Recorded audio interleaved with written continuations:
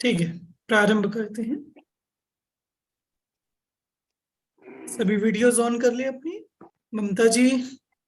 Sir मैं अभी तो ट्रैवलिंग में हूँ सर, तो मैं वीडियो नहीं ऑन कर पाऊँ। कोई दिक्कत नहीं, कक्षा आप सुनिए ध्यान से। ठीक है सर। एक एमए जेनोलॉजी में हमने सेकेंड यूनिट स्टार्ट की थी, जिसमें हमारा मेन टॉपिक था कंसेप्ट ऑफ तीर्थंकर। तीर्थंकरों का क्या स्वरूप है, उनकी क्या विशेषताएं होती हैं, तीर्थंकर क्यों बाकी जीवों से अलग होते हैं, तीर्थंकर में और सामान्य केवली में क्या अंतर है। ये सब बातें हमने पिछली कक्षाओं में काफी विस्तार से देखी थी। शॉर्ट में उन बातों को एक बार रिवाइज करें तो खासकर जो लास्ट क्लास में हमने पढ़ा था, तीर्थंकरों की ऐसी कोई विशेषता बताई जो सिर्फ तीर्थंकरों में होती है, उनके अलावा और किसी में नहीं होती। सोच लीजिए 1 मिनट। मैंने जो अगर आपने विशेषता बताई तो उसका सिर्फ एक ही आंसर हो सकता है, तीर्थंकर। ऐसी कोई विशेषता बतानी है। वो ही तीर्थ की स्थापना करते हैं, वही धर्म की आदि करते हैं। तीर्थ की स्थापना है और धर्म की आदि तो कैसे कहें, मतलब कैसे क्या है, आदिनाथ, देखिए मतलब आदिनाथ भगवान के संबंध में तो आप कह सकते हैं धर्म की आदि करते हैं। बाकी अन्य तीर्थंकरों के संबंध में आप आदि करना कैसे कहेंगे? तो पुनरुज्जीवित कहते कर सकते हैं। पुनर्जीवित करते हैं। और यह कार्य भी सभी तीर्थंकरों, मतलब आप ये लगाइए कि जिन तीर्थंकरों के बाद तीर्थ का विच्छेद हो गया तो पुनः जो तीर्थ की स्थापना करते हैं वो तीर्थंकरों का कार्य होता है। तो हाँ, ये कहेंगे कि वो उसको एक पुनः गति प्रदान करते हैं, अथवा पुनः, पुनर्जीवित शब्द भी सही है, उसको दोबारा से वे जीवंत करते हैं धर्म। ठीक, ये एक और एक मुख्य जो कार्य तीर्थ की स्थापना करना वो तीर्थंकरों का होता है। और क्या विशेष लगता है जी? हेलो, समोसरण लगता है उनका। समूह शरण का वैशाली जी आप बताइए। आपका फोन आया था कि मिस कॉल? समोशरण लगता है, बराबर आंसर। हाँ, समूह शरण लगता है, तीर्थंकरों का बाकियों का नहीं होता। आराम से जाइए। और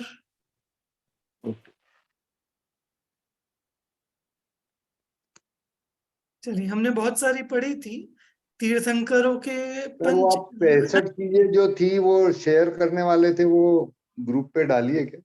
क्या चीज?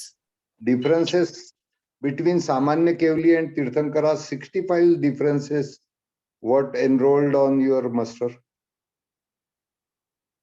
65 डिफरेंसेस कुछ तो मैंने ऐसा था, मतलब काफी थे वो लिस्टेड। नहीं, वो जो मैंने आपको, वो शायद श्वेतांबर और दिगंबर के डिफरेंस थे। 84 जिसकी आप बात कर रहे हैं शायद। Okay okay okay, I got it. वो जो मैंने आपको लिंक भेजी है, जी स्टडी मटेरियल की एक लिंक भेजी हुई है, उसमें आपको वो सब मिल जाएगा। मैंने वो श्वेता, वो सब मैंने अपलोड किया हुआ है उस ड्राइव में। मतलब जितना भी अपना स्टडी मटेरियल है मैं सब कुछ उसे ड्राइव में अपलोड कर रहा हूँ। तो एक जगह आपको सारी चीजें जैसे जैसे अपलोड होंगी वो आपको मिलती जाएगी। ठीक है। तो एक हमने देखा था कि तीर्थंकरों के 34 अतिशय हमने पिछली बार विस्तार से देखे थे, जिसमें श्वेतांबर और दिगंबर में थोड़ा सा क्रम का और नाम का थोड़ा सा डिफरेंस है, बाकी ऑलमोस्ट सेम ही है। इसके अलावा तीर्थंकरों का समावशरण का तो देखा ही था, और कल्याणकों का, माने 5 कल्याणक तीर्थंकरों के ऐसे होते हैं जो किसी अन्य जीव के, अन्य किसी केवली के भी नहीं होते, तो वो उनकी अपने आप में एक विशेषता रहती है। ठीक। तो ये कुछ हमने तीर्थंकरों के बारे में पिछली बार पूरा कंसेप्ट देखा था। किसी को कोई प्रश्न है तीर्थंकर के बारे में, कोई किसी प्रकार का? क्लियर है सबको? ठीक है। तो इस तरह हमने तीर्थंकर सामान्य, मतलब एक जनरल दृष्टि से हमने तीर्थंकरों के बारे में देखा। अब हम विशेष तरीके से बात करते हैं। मेरा एक प्रश्न है कि क्या केवल ज्ञान होना तीर्थंकरों की एक विशेषता है।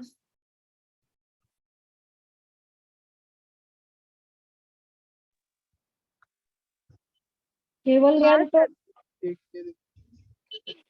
सभी को होता है, वो सभी को होता है, सामान्य को भी हो सकता है। बिल्कुल। तो उसे हम तीर्थंकर भगवान की विशेषता नहीं कह सकते। मैंने इसलिए बताया है कि कुछ ऐसी चीजें जो उनके स्वरूप में तो आ सकती हैं पर विशेषताओं में नहीं आएंगी। विशेषताएं वे होती है जो उनको बाकी से अलग करती। ठीक। तो इतना होने के बाद अब हम बात करते हैं कि तीर्थंकर कितने होते हैं, क्या होते हैं, कैसे होते हैं। हमने बात की कितने होते हैं। इसके बहुत सारे आंसर हो सकते हैं। तीर्थंकर कितने होते हैं। सर रिपीट कीजिए ना, आप क्या बोले अभी? नहीं, मैंने प्रश्न रखा कि तीर्थंकर कितने होते हैं। इसके बहुत सारे आंसर हो सकते हैं इस एक क्वेश्चन के। 22। 22 दो तीर्थंकर। दो दो दो स्त्रीलिंग है ना उसमें, जो 2 स्त्रीलिंग है ना। कौन कौन से? स्त्रीलिंग के तीर्थंकर है ना। हाँ वो 24 तो है, हाँ वो तो है। 170 है।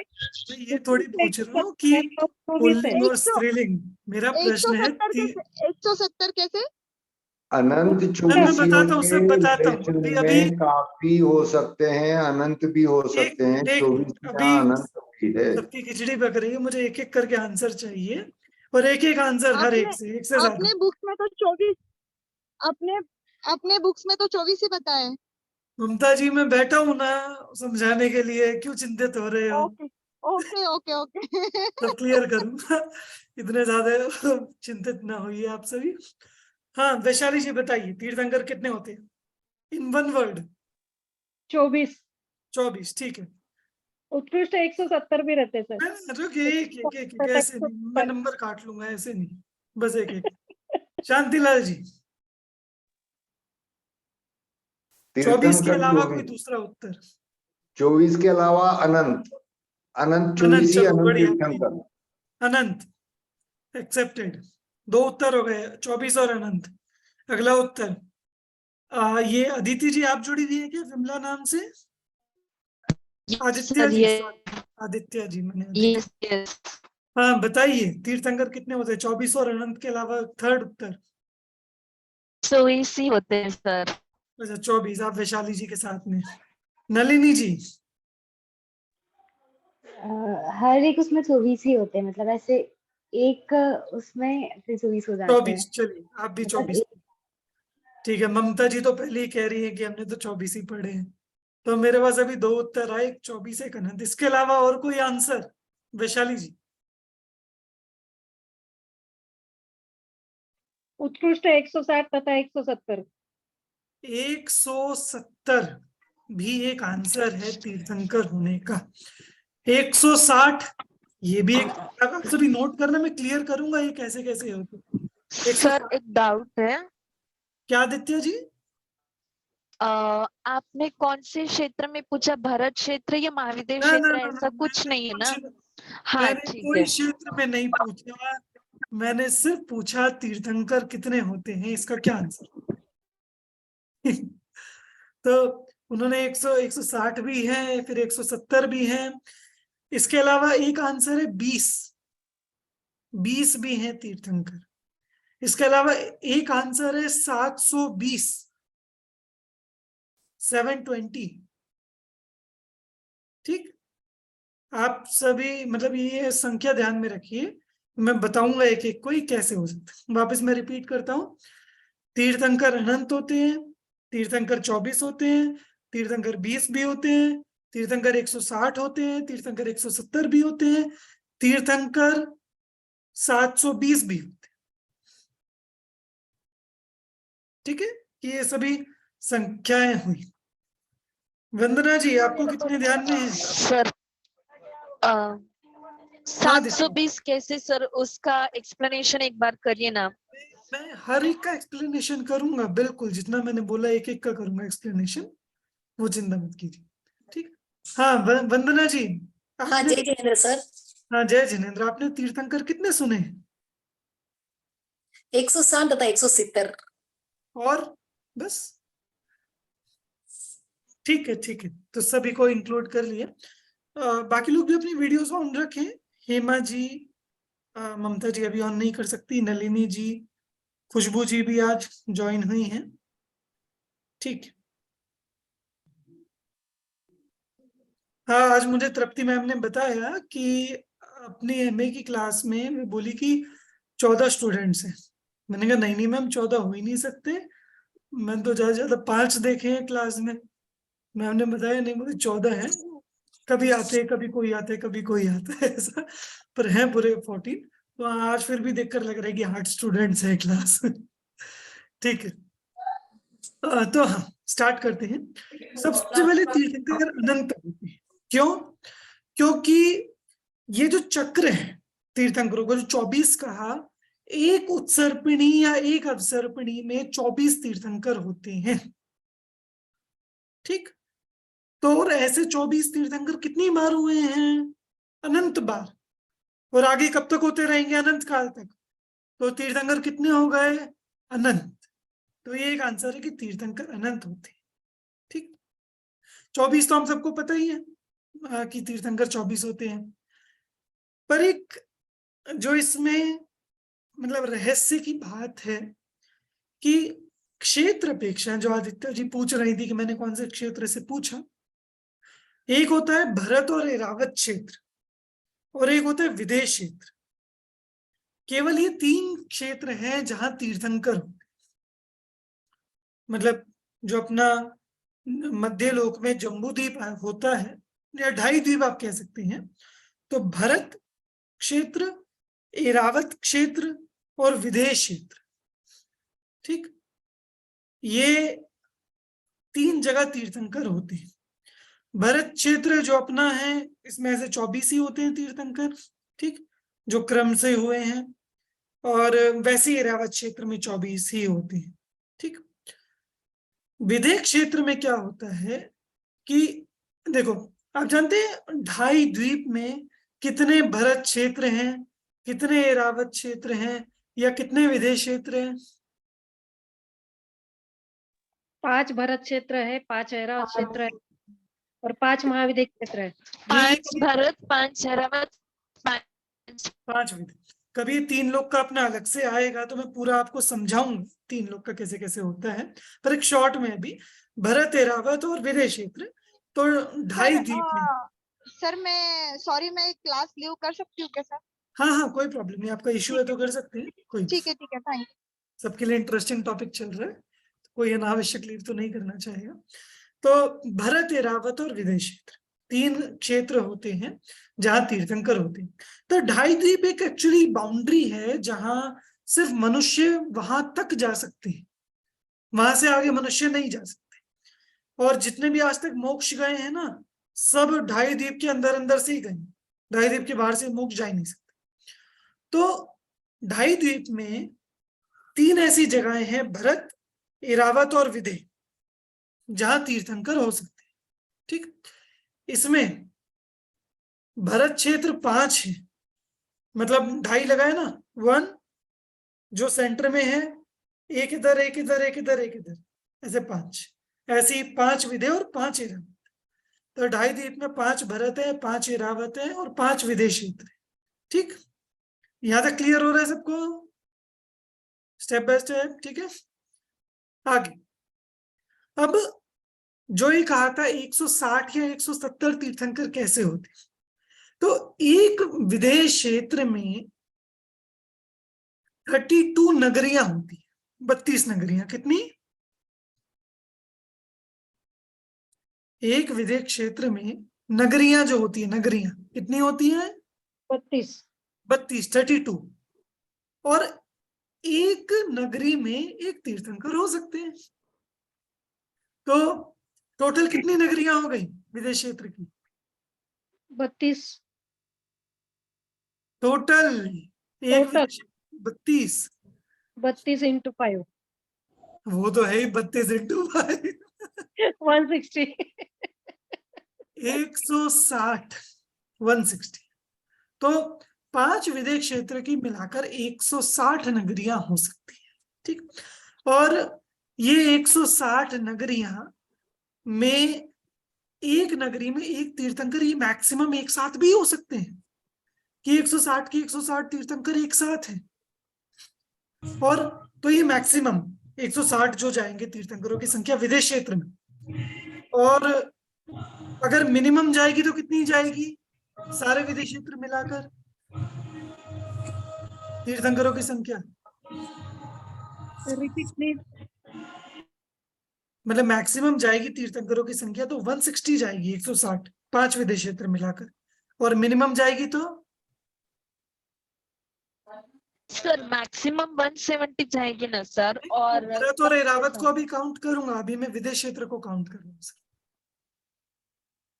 वो भरत 5 भरत और 5 ऐरावत इनका मिलाकर 170 हो जाता है, मतलब 160 विदेश क्षेत्र के, 5 भरत के और 5 ऐरावत के, टोटल 170 हो गए, तो इस तरह 170 हो जाता है। अब मैं आपसे पूछ रहा हूँ कि विदेश क्षेत्र में मिनिमम तीर्थंकर कितने हो सकते हैं एट ए टाइम? 20 ठीक, तो 20 तीर्थंकर एक विदेश क्षेत्र में एक बार हो सकते हैं, मतलब मिनिमम रहते ही हैं 20। अभी ये प्रेजेंट में भरत क्षेत्र में कोई तीर्थंकर है क्या? सिमंदर स्वामी भरत क्षेत्र में नहीं क्षेत्र में, 5 भरत क्षेत्र में किसी में तो होगा, 5 में से किसी भरत क्षेत्र में नहीं, कोई में तीर्थंकर नहीं। 5 ऐरावत क्षेत्र में कोई किसी में तीर्थंकर है? नहीं, 5 ऐरावत क्षेत्र में भी नहीं है तीर्थंकर। और विदेश क्षेत्र में है कि हाँ, सीमंदर जी, युगमंदर जी, बाहु जी, सुबाहु जी, संजातक जी, स्वयं वृषभानंद जी, सजतवीर जी, विशाल की इत्यादि 20 तीर्थंकर, वज्रधर जी, चंद्रानंद जी, 20 तीर्थंकर विदेश क्षेत्रों की, मतलब 5 विदेह है ना, तो एक विदेह में 4 तीर्थंकर, 1 2 3 4, और ऐसी 5 विदेश क्षेत्रों में 20 तीर्थंकर मिनिमम होते ही होते हैं और अभी भी हैं। इसलिए उन तीर्थंकरों की पूजा भी अलग से होती है, आप लोगों ने कभी करी हो, अवश्य की होगी 20 तीर्थंकर पूजन, तो मतलब उसमें एक विशेष परिणाम लगता है कि मैंने सोचने की बात है कि अगर अभी शिखर जी में भगवान महावीर का समोशरण होता और हम यहाँ बैठे, हमें किसी ने बताया कि वहां समोशरण, तो हमें कैसा लगता? मतलब एक सुनते ही कितना अच्छा लगता कि अरे शिखर जी में भगवान महावीर का समोशरण है, ओ नमस्कार हो, नमस्कार हो, जय हो भगवान, कितना अच्छा लगेगा सुनते ही ना। ऐसे ही अभी प्रेजेंट में विदेश क्षेत्र में, मतलब अभी अपने जम्बू द्वीप में ही 4 तीर्थंकरों के समोशरण, 2.5 द्वीप में 20 तीर्थंकरों के समोशरण अभी हैं प्रेजेंट में, तो सुनते ही कैसा लगेगा कि अरे अभी प्रेजेंट में है। तो पूर्व दिशा की ओर, क्योंकि पूर्व विदेश क्षेत्र में सीमंदर स्वामी है, पूर्व दिशा की ओर करके नमस्कार करें, मतलब एक अच्छा विशेष भाव लगता है कि ये अभी प्रेजेंट में तीर्थंकर अवस्था में है और समोशरण सहित विराज, तो इस तरह 20 तीर्थंकर होते हैं। ठीक, तो अनंत का हो गया, 24 का हो गया, 20 हो गया, 160, 170, अभी एक संख्या बची 720, 720। 720 तीर्थंकरों की काउंटिंग क्या होती है कि 70 का फिर से बताइए। हाँ, 160 का समझ में आ गया ना, 160 विदेश क्षेत्र का, ठीक है। हाँ। अब एक ये है कि 2.5 द्वीप में मैक्सिमम एक साथ एट अ टाइम साइमल्टेनियसली कितने तीर्थंकर हो सकते हैं 2.5 द्वीप में, ठीक। तो 160 तो विदेश क्षेत्र में हो सकते हैं, 5 विदेश क्षेत्र मिला के, और 5 भरत में एक एक, और 5 ऐरावत में एक एक, कितने हो गए? 10 160 और 10 170। तो इस तरह एक साथ 170 तीर्थंकर 2.5 द्वीप में हो सकते। क्लियर हुआ? 170। हाँ सर। ठीक, नलिनी जी, हेमा जी, आदित्य जी, खुशबू जी, सबको समझ में आ रहा है? शांतिलाल जी, आप सब हाँ सर, लोगों ने 720 ही समझ में आना बाकी है, बाकी समझ गया। हाँ 720 ही बाकी, ठीक है। 720 बताता हूँ। 720 का क्या गणित आता है, बहुत सिंपल है। अभी 24 तीर्थंकर, ये कहाँ होते हैं 24 तीर्थंकर? 24 तीर्थंकर कहाँ होते हैं? भरत क्षेत्र और ऐरावत क्षेत्र। भरत और ऐरावत में। कितने भरत और कितने ऐरावत हैं? 5 भरत 5 ऐरावत। तो 5 भरत और 5 ऐरावत के 24 मिलाकर कितने हो गए?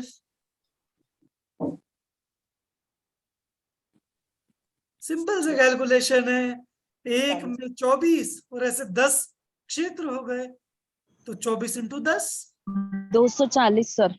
240 हो गए, ठीक, 240। अब ये 240 की, क्योंकि पता है जब हम प्रेजेंट में होते हैं ना, तो हमें एक भूतकाल की 24 का पता रहता है और एक भविष्य काल की 24 का पता रहता है। मैंने शास्त्रों में जो वर्णन आया है भूतकाल की 24 का और भविष्य काल की 24 का है। तो 5 भरत और 5 ऐरावत, ऐसी 10 24 तो ये हुई। इन सब की भूतकाल और इन सब की भविष्य काल, तो 24 कितनी हो गई? 720, 24 कितनी हो गई? 24 720, 720 तो टोटल तीर्थंकर हुए। 24 कितनी हुई? 24 हुई 24 मतलब 30, जैसे 30, 1 भरत की 24, 5 भरत की 5 24, 24 मतलब 24 तीर्थंकरों का समूह। 5 ऐरावत की 5 24, तो 5 भरत और 5 ऐरावत की 10 24, और फिर इनके पास्ट माने भूतकाल की 10 24, भविष्य काल की 10 24 और वर्तमान की 10 24, टोटल कितनी 24 हो गई? 30, 30। समझ में है?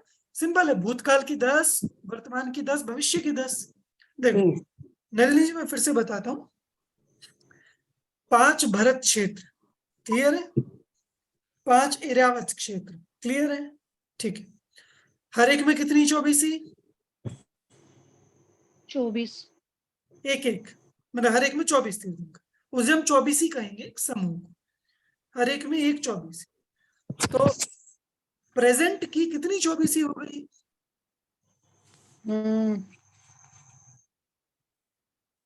5 भरत और 5 ऐरावत, ये सभी वर्तमान वाले,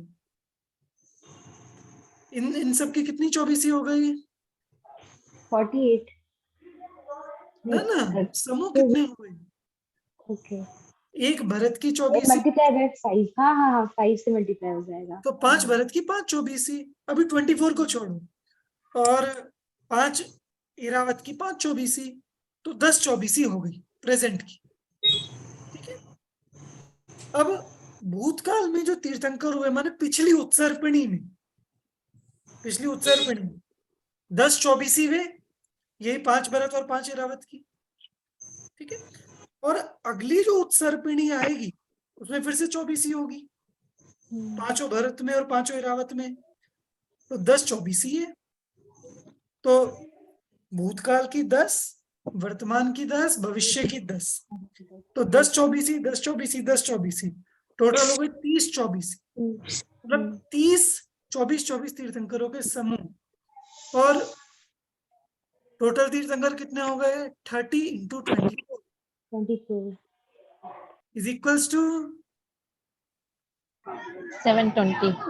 720 तीर्थंकर। तो इस तरह 30 24 के 720 तीर्थंकर होते हैं। क्लियर हुआ सबको तीर्थंकरों की संख्या का?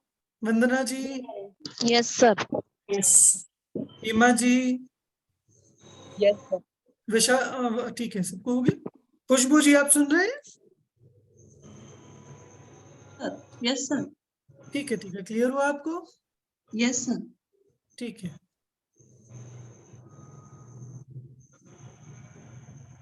चलिए। तो इस तरह हमने तीर्थंकरों का सामान्य देखा कि ये सब तीर्थंकर होते हैं।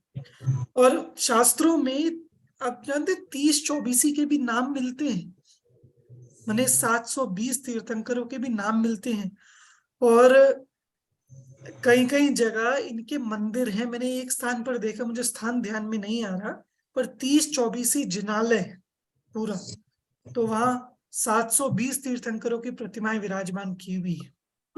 72 जिनालय में क्या? 72 जिनालय में बने हुए हैं। हाँ नहीं, मुझे ध्यान में नहीं, नहीं है। राजस्थान में हाँ साइड में शिखर जी के पास। हाँ, मेरे शिखर जी में भी अनेक स्थानों पर, क्योंकि एक बार कंसेप्ट हो गया वो कई जगह फिर फॉलो करते हैं उसे, तो 720 जिनाले वाला भी अनेक स्थानों पर आपको मिल जाएगा। 30-24 जो कहते हैं, 30-24 जिनाले। ठीक, तो चलिए, तो इस तरह ही करके अब हमें जो मतलब है मेन प्रेजेंट की जो हमारे 24 तीर्थंकर हुए, ठीक, इसमें अब हम बात शुरू करेंगे जो हमारे युग प्रवर्तक, हमारे आदि नायक, हमारे प्रथम तीर्थंकर आदिनाथ स्वामी ऋषभ देव भगवान की। उनका क्या जीवन रहा, जीवन में क्या घटनाएं रही, उन्होंने लोगों को क्या सिखाया, और उनके जीवन से आगे क्या प्रभाव पड़ा, वो कुछ बातें हम उनके जीवन के संबंध में यहाँ जानेंगे। सबसे पहले कुछ सामान्य बातें भगवान ऋषभ देव के संबंध में। मतलब देखिए, हम अनेक दृष्टियों से भगवान ऋषभ देव का देख सकते हैं। सबसे पहली बात, भगवान ऋषभ देव को एक भौगोलिक दृष्टि से, कि एक काल की दृष्टि से हम देखें कि जब ऋषभ देव भगवान हुए वो काल की क्या परिस्थितियां थी। दूसरा, भगवान ऋषभ देव की पारिवारिक स्थिति, पारिवारिक में कि उनके पत्नी बच्चे वो क्या कैसे थे। फिर भगवान ऋषभ देव की, मतलब उस समय तो भगवान नहीं थे, एक गृहस्थ अवस्था में थे, तो ऋषभ देव की उस समय उनका राज्य कैसे चलता था, क्या उन्होंने लोगों को सिखाया, कैसे उन्होंने व्यवस्था की। फिर उनकी दीक्षा प्रव्रज्या, उसका क्या प्रसंग बना और कैसे उन्होंने दीक्षा ली। उनका दीक्षा के बाद में आहार, उनकी तपस्या, उनका केवल ज्ञान और अंततः उनका मोक्ष। तो ऐसी कई सारी बातें हैं भगवान ऋषभ देव के बारे में जो हम यहाँ पर देखें। ठीक, सबसे पहले भगवान ऋषभ देव एक ऐसे व्यक्तित्व हैं जिन्हें हर दर्शन, हर धर्म स्वीकार करता है।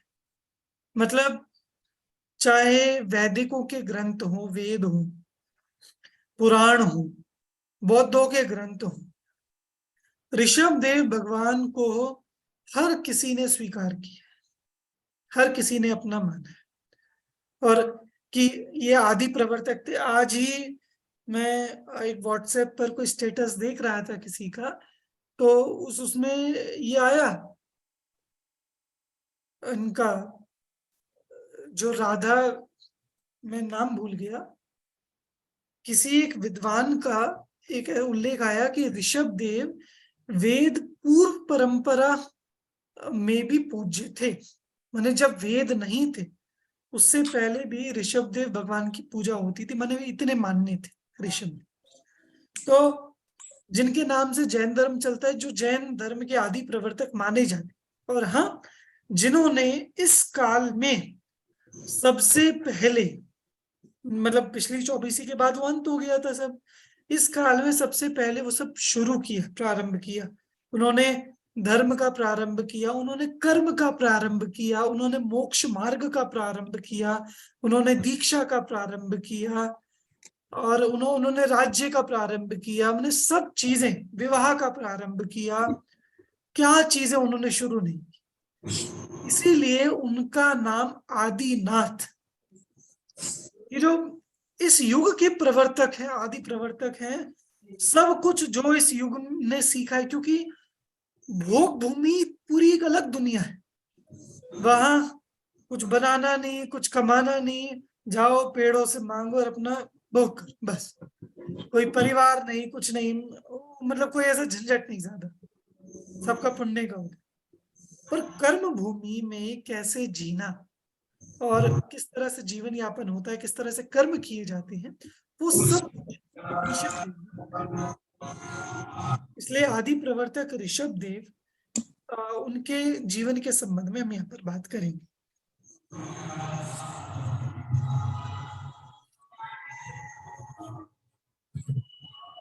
सभी को स्क्रीन दिख रही है?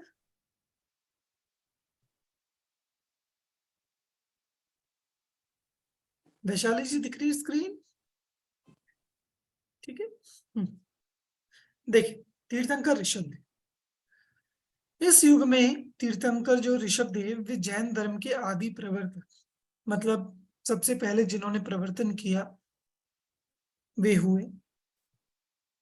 उनके जो पिता और माता सभी को ज्ञात ही होगा अवश्य।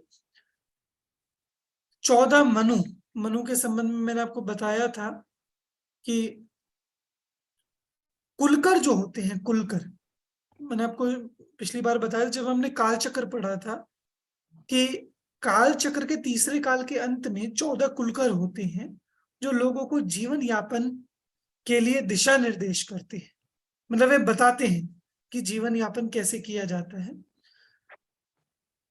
क्यों लोगों को बहुत सारी समस्याएं आती हैं, वो सब हमने चर्चा उस समय की थी। तो उसमें 14वें कुलकर थे नाभि राय, ठीक। और नाभि राय और माता मरुदेवी के पुत्र थे ऋषभदेव। ऋषभदेव की पारिवारिक स्थिति की बात करें तो दिगंबर और श्वेतांबर मत में इस संबंध में अलग अलग अभिमत मिलते हैं। दिगंबर परंपरा कुलकर के बारे में क्या बताया आपने, एक बार बताएंगे? हाँ जी, कुलकर के बारे में आपने अभी क्या बताया, एक बार बताएंगे? कुलकर, हाँ मैं बताता हूँ। कुलकर के बारे में हमने तब भी चर्चा की थी जब हमने कालचक्र पढ़ा था। जब भोग भूमि का काल समाप्त होता है, मतलब 6 कालों में शुरू के 3 काल भोग भूमि के, बाकी 3 कर्म भूमि के, तो भोग भूमि का काल समाप्त होता है तो उस समय लोगों को बहुत समस्याएं आती हैं। कल्प वृक्ष हीन होने लगते हैं, तो लोगों को वो मांगने की आदत की जाए और मिल जाए, बिना काम किए मिल जाए, वो दिखने लगता है। फिर सूर्य चंद्रमा लोगों को दिखने लगते हैं, जो जंगली पशु हैं वे क्रूर हो जाते हैं, तो बहुत सारी समस्याएं लोगों के सामने आती हैं। तो कुलकर मतलब जो मनुष्यों को उनके जीवन जीना सिखाते हैं कि आप खाना कैसे बनाओ, आप खेती कैसे करो, आप पशुओं को दूर कैसे रखो, उनसे अपनी रक्षा कैसे करो, ऐसे अलग अलग प्रकार से कि ये जो सूर्य चंद्रमा आ गए इनसे कोई डरने की जरूरत नहीं है, ये भी ज्योतिषी के विमान है, इत्यादि प्रकार से लोगों को संबोधन देकर सावधान करते हैं। तो वे होते हैं कुलकर। तो ऐसे 14 कुलकर होते हैं। तो 14 कुलकर में जो 14वें कुलकर लास्ट, वे हुए नाभि राय और उन्हीं के पुत्र थे ऋषभदेव। तो नाभि राय और माता मरुदेवी के पुत्र ऋषभदेव। मैं पारिवारिक स्थिति की बात कर रहा था। दिगंबर और श्वेतांबर परंपरा अनुसार इसमें जो मतभेद मिलता है, दिगंबर अनुसार ऋषभदेव की 2 पत्नियां थी, नंदा और सुनंदा। नंदा से भरत चक्रवर्ती आदि 100 पुत्र और ब्राह्मी नामक पुत्री उत्पन्न हुई, और सुनंदा से बाहुबली नामक पुत्र और सुंदरी नामक पुत्री उत्पन्न। ठीक, ये दिगंबर परंपरा अनुसार है। श्वेतांबर अनुसार डिफरेंस इतना है कि तो वहां नंदा नाम की स्त्री नहीं, नंदा के स्थान पर वहां सुमंगला नाम की स्त्री का उल्लेख आता है। और वह भी ऐसे क्योंकि उस समय तीसरा काल था, तो युगलिया जी उत्पन्न होते थे। युगलिया मतलब जो माता पिता से ट्विंस कह सकते हैं, स्त्री पुरुष युगलिया में उत्पन्न होते और पति पत्नी की तरह रहते थे। तो उसमें तो सुमंगला नाम की युगलिया थी, तो उनका जो युगल जोड़ा उनका अकाल मरण हो गया, जो प्रायः नहीं होता। वो अकाल मरण की वजह से वो अकेली रह गई, और अकेली रही क्योंकि ये भी एक नियम है कि वो जोड़े का देहांत भी एक साथ होता है। जब होता है तो वो एक अकाल मरण हो गया, सुमंगला अकेली रह गई, तो उनको ऋषभदेव के साथ जोड़ दी, तो उनकी दूसरी स्त्री रही। तो नंदा के स्थान पर सुमंगला, इतना डिफरेंस है, और बाकी पुत्रादिक का जो है वो सारी सेम। ठीक, ये ऋषभदेव की पारिवारिक स्थिति की बात है। आगे बात करें शिक्षाओं के संबंध में तो खैर काफी विस्तार से है। चलिए कुछ शिक्षाओं की हम बात करते हैं। ऋषभ देव के समय बहुत सारी चीजें उन्होंने पहली बार की। इवन जब ऋषभ देव का जन्म हुआ तो क्योंकि स्वर्गों से देवों ने आकर उनका जन्मोत्सव मनाया, तो उसी समय से जन्मोत्सव मनाने की परंपरा शुरू हो गई। और हम लोग तो बिना मतलब ही जन्मोत्सव मनाते हैं, हमारे जन्म में उत्सव वाली कोई बात नहीं। जिनका जन्म ऐसा है कि अंतिम है, एक तो वो बात, और दूसरा जिनका जन्म मात्र अनेक जीवों का कल्याण करने वाला है, ऐसा उत्सव होता है, तो उनका जन्म कल्याणक की तरह मनाया जाता है, अथवा जिनसे कल्याण हो। अरे हम एक तो पंचम काल में पैदा हुए, ऊपर से जीवन में मैंने जो पाप करे हो वो करे हो, तो ये पंचम काल में पैदा होना ये कोई खुशी मनाने लायक है? और हो भी तो ये दिवस वैराग्य का दिवस होना चाहिए अपने लिए, क्योंकि आप जानते हैं 24 में से 20 तीर्थंकरों ने अपने जन्मदिन के दिन दीक्षा ली। मैंने आप तिथियां उठाकर देखें, ऋषभ देव भगवान का भी वही है, जो नीलांजना की पूरी कथा आती है, तो उन्होंने, उनका जन्मदिन था उस दिन, और उस दिन उन्होंने दीक्षा धारण की। तो 24 में से 20 तीर्थंकरों ने, तो जन्मदिन मनाओ तो ऐसा मनाओ कि वो विचार कर वैराग्य आना चाहिए, ठीक है। तो वो उनसे प्रारंभ हुआ। इसके अलावा क्योंकि उससे पहले विवाह नहीं होते थे, तो ऋषभ देव से ये विवाह पद्धति शुरू हुई। तो इस विवाह पद्धति के भी जनक प्रारंभ करता है। इसके अलावा उन्होंने ही कर्मों का, अच्छा, ऋषभ देव सबसे पहले राजा, क्योंकि नाभिराय कुलकर थे तो वे राजा नहीं थे।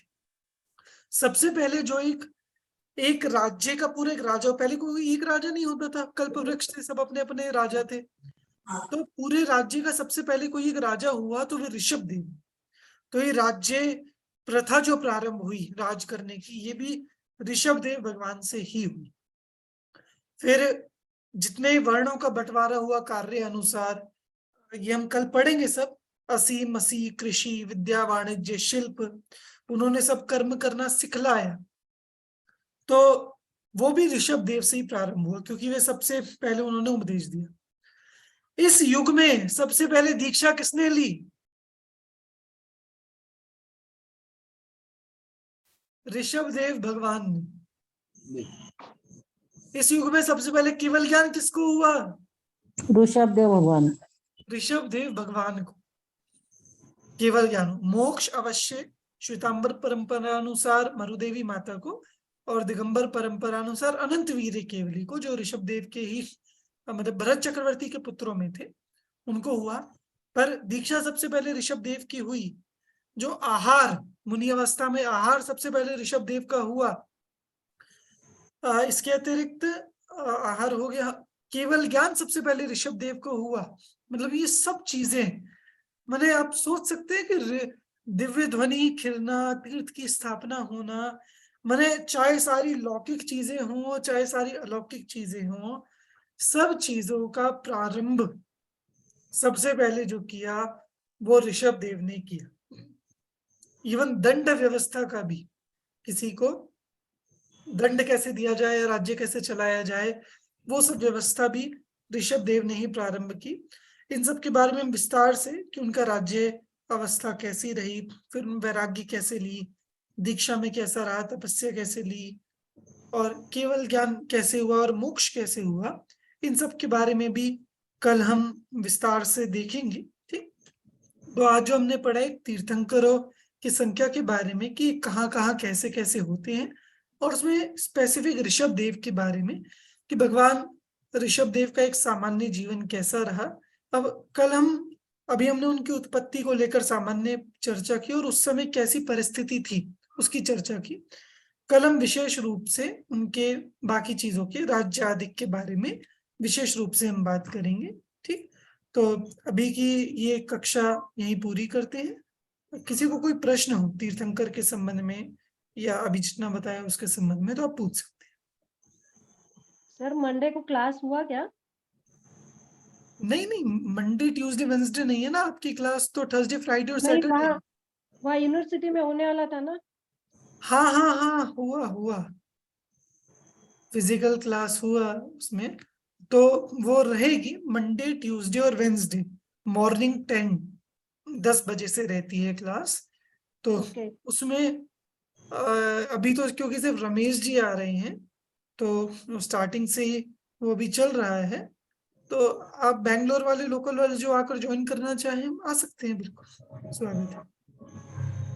ठीक है, कोई प्रश्न किसी का अभी वाले विषय से? वो क्लास में अभी वाला आप जो पढ़ाते हैं वही रहते हैं क्या टॉपिक्स?